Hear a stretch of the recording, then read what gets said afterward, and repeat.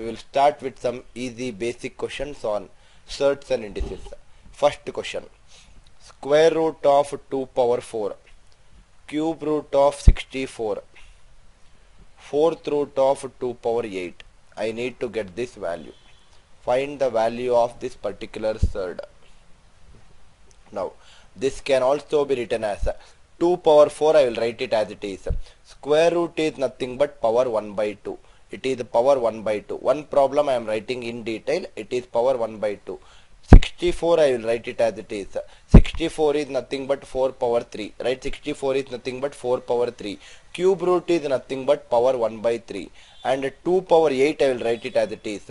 Fourth root is nothing but power 1 by 4. Now I also told you that a power m whole power n is nothing but a power m into n. So it is 2 power 4 into 1 by 2. You need not write all these things in the exam. I am writing for your understanding for first question. 4 power 3 into 1 by 3. 2 power 8 into 1 by 4. So in the power of the first term it is 4 into 1 by 2 is 2. 4 power 3 into 1 by 3 is 1.